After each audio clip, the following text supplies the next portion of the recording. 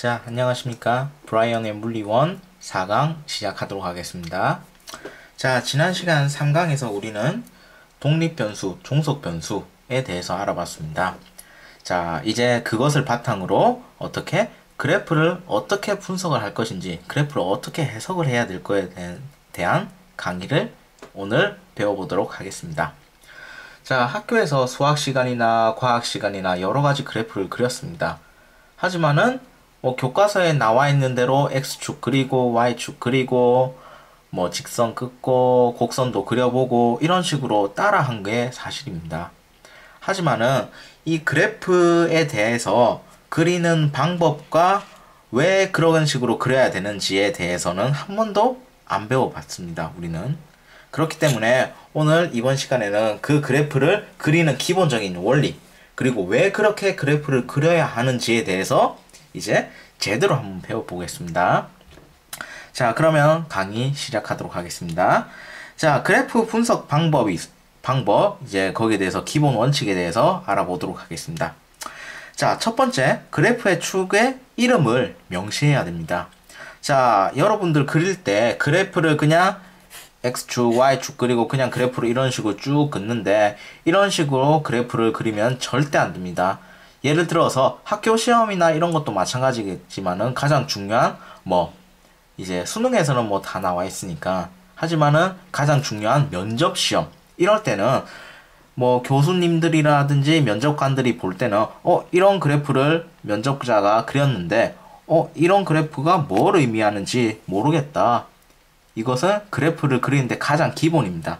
그렇기 때문에 어떠한 그래프를 그렸는지 나타내주기 위해서는 그래프에 대한 축에 대한 이름들을 적어줘야 됩니다. X축이면 X축, Y축이면 Y축 이런 식으로 그래프에 대한 이름을 적어줘야만 그래프가 진정으로 의미를 가진다고 할 수 있습니다.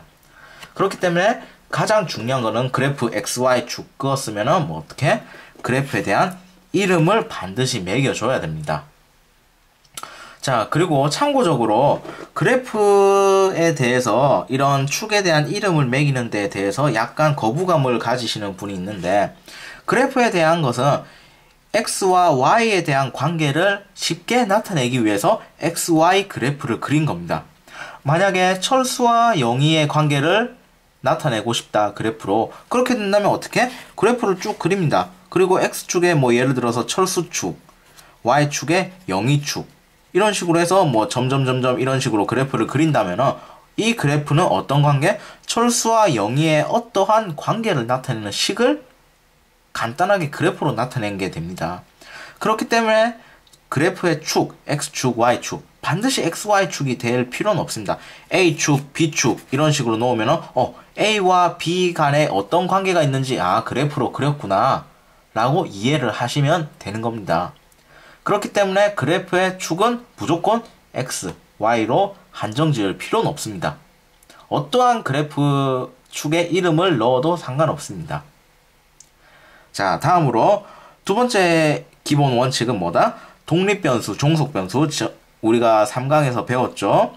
자, 그러니까 독립변수는 어떤 축에 쓴다? X축에 쓴다. 종속변수는 어느 축에 쓴다? Y축에 쓴다.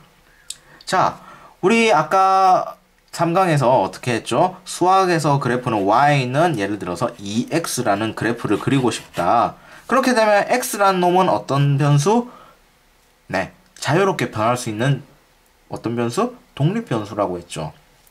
X 값이 정해짐에 의해서 어떻게 된다? Y 값은 하나로 딱 정확하게 결정이 됩니다. 그렇기 때문에 Y는 어떤 변수? X에 대해서 종속변수라고 할 수 있습니다. 그러면은 우리 많이 했듯이 1차 함수 그래프는 이런 식으로 그리죠. X축 그리고 Y축 그리고 이렇게 쭉 찍 끊는 걸로 많이 연습을 했습니다. 그럼 왜 이렇게 하냐? 왜 이렇게 하냐? 왜 X축을 이런 식으로 쓰냐? Y축을 왜 이렇게 쓰냐? 이쪽을 Y축, 이쪽을 X축 쓰면 안 되냐? 물론 됩니다. 물론 되는데 어떤 방식으로 우리가 해석하는 게 편하다? X라는 값을 기준으로 해서 함수를 따라갔더니 어떤 방식으로 Y축으로 이런 식으로 대응이 되더라 라는 것을 이런 방식으로 이해하는 게 편하기 때문입니다. 예를 들어서 네, 소위 말해서 역함수 관계죠. 역함수. 역함수 관계는 어떻게 되죠?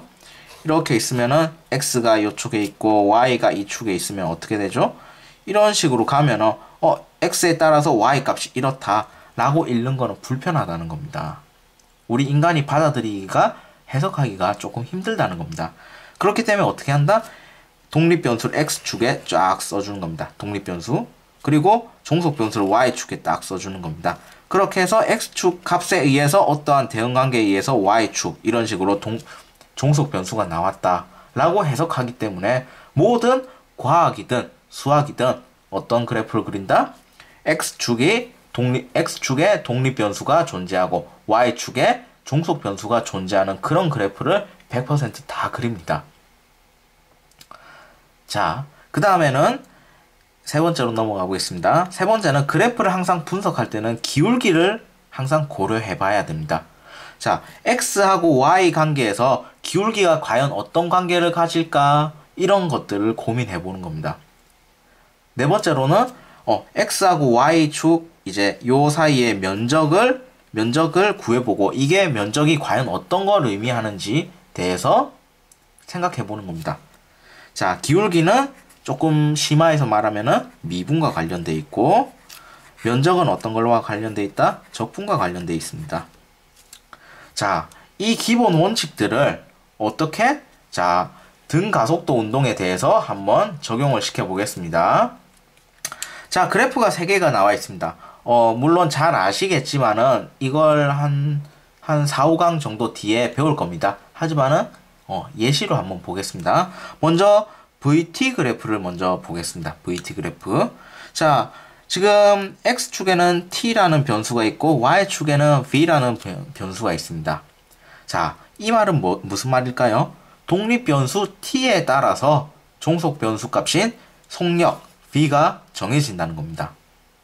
자, 이거는 등가속도 운동이기 때문에 이런 식의 그래프가 그려졌는데, 자, 그래프의 첫 번째 원칙은 어떤 거죠? 그래프의 축의 이름을 명시를 했죠. X축은 T축, Y축은 V축 이런 식으로 어떻게 그래프의 이름을 명시했습니다.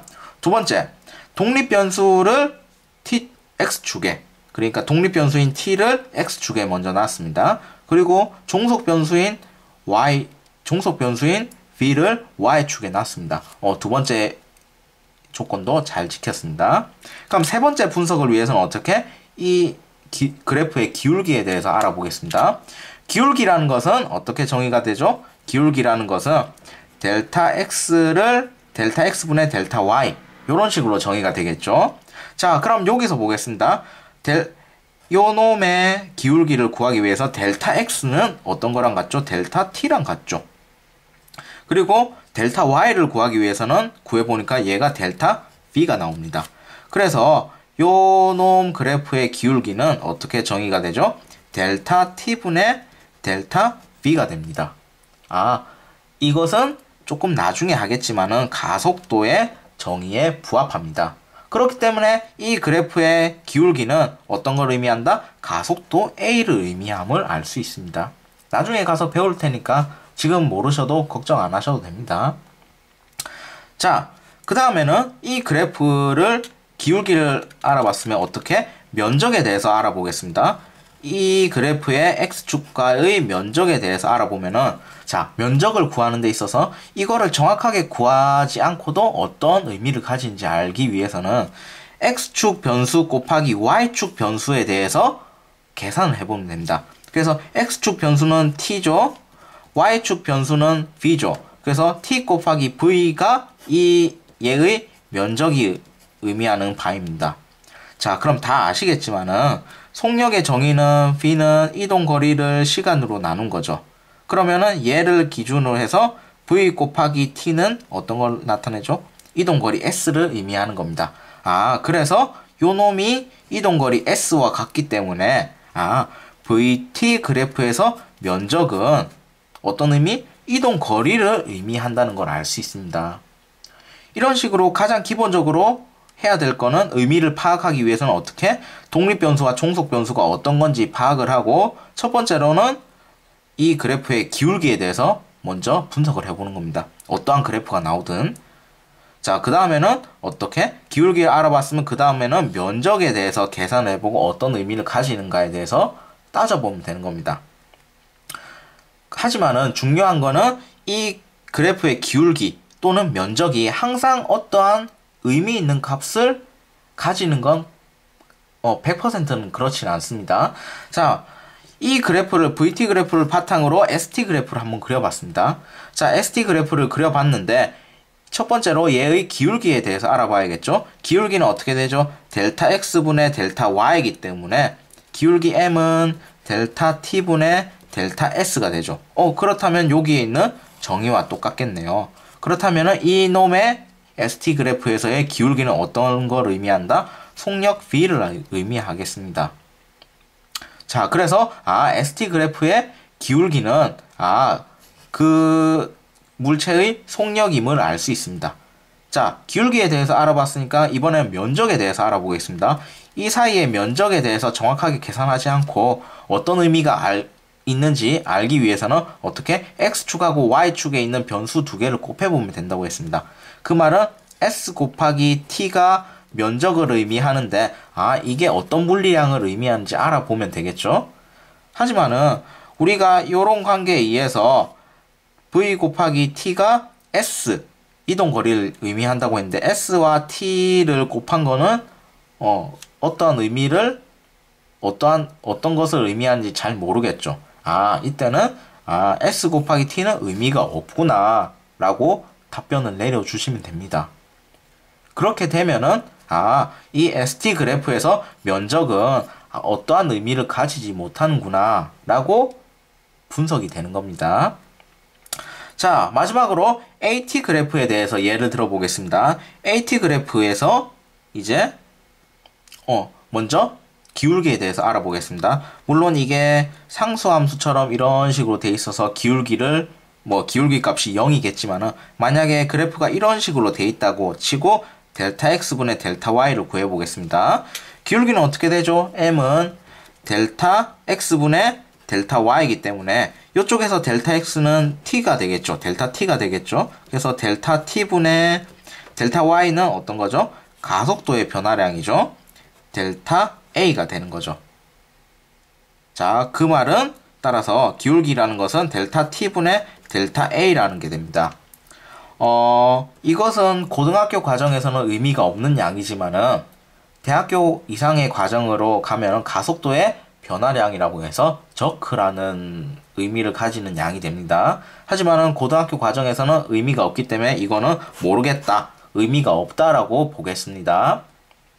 자, 그렇기 때문에 AT 그래프에서 기울기의 의미는 없다, 아무런 의미를 가지지 못한다 라는 걸 알 수 있습니다. 자, 그렇다면 기울기에 대해서 알아봤으니까 이제는 면적에 대해서 알아봐야겠죠. 면적에 대해서 어떤 걸 의미를 하는지. 그럼 X축에 있는 변수와 Y축에 있는 변수를 곱해보면 되겠죠. A 곱하기 T가 어떤 의미를 가지느냐 라는 걸 궁금한데, 자, 여기서 가속도의 정의에 대해서 한번 알아보겠습니다. 가속도의 정의는 속도의 변화량을 의미하는 겁니다. 그러니까 어떻게 되죠? T를 양변에다 곱해주면은 어떻게 되죠? A 곱하기 델타 T가 델타 V가 되기 때문에 A랑 시간이랑 곱해준 거는 어떤 거다? 속력의 변화량을 의미하는구나. 그렇기 때문에 AT 그래프에서 이 X축과의 면적은 이 물체의 T시간 동안의 속력의 변화와 같구나 라는 걸 알 수 있습니다.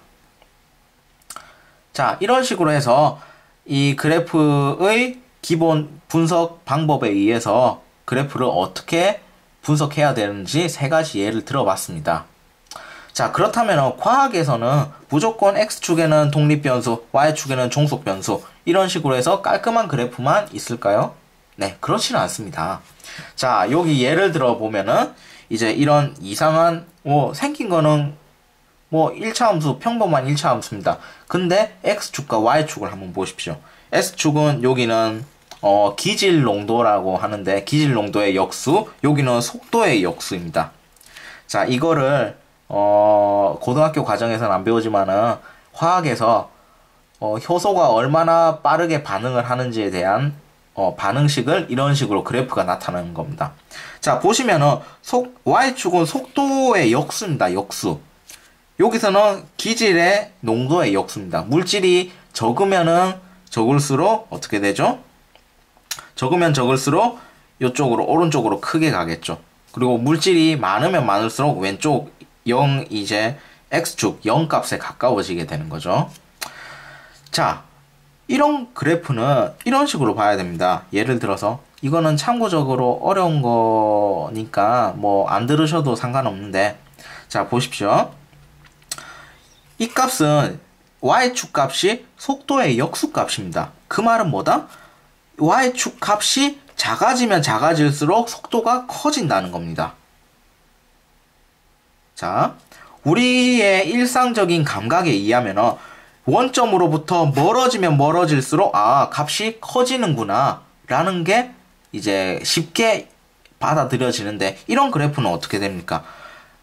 x축에 가까워지면 가까워질수록 어떻게 이 속도의 값이 크다라고 해석을 해야 됩니다. 그렇기 때문에 머릿속에서 한 번 더 계산 과정을 거쳐서 이 그래프를 해석을 해야 되는 겁니다. 자, 그렇기 때문에 이런 그래프는 수학이나 과학에서 좋아하는 그래프는 아닙니다. 하지만은 어쩔 수 없이 표현을 이런 식으로 할 수밖에 없기 때문에 화학에서는 이런 그래프를 써야 되는 겁니다. 그렇기 때문에 이것은 그래프라고 하지 않고 그림이라고 하는 겁니다. 그림. 100% 그래프의 성질을 만족하지 못하기 때문입니다.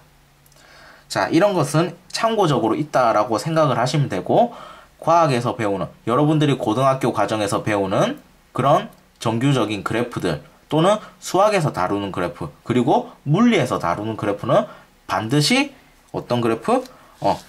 이런 기본 원칙을 만족하는 그래프들만 나옵니다. 하지만 화학이나 생물과 같이 수학적인 백그라운드가 약한 과목들은 자기의 편의에 의해서 이런 식의 괴상한 그래프도 그리긴 합니다. 하지만은 기본적인 이런 분석 원리를 가지고 모든 그래프를 해석한다면 아주 쉽게 그래프의 의미를 파악하실 수 있을 겁니다. 자, 오늘은 그래프 분석 방법에 대해서 알아보았습니다.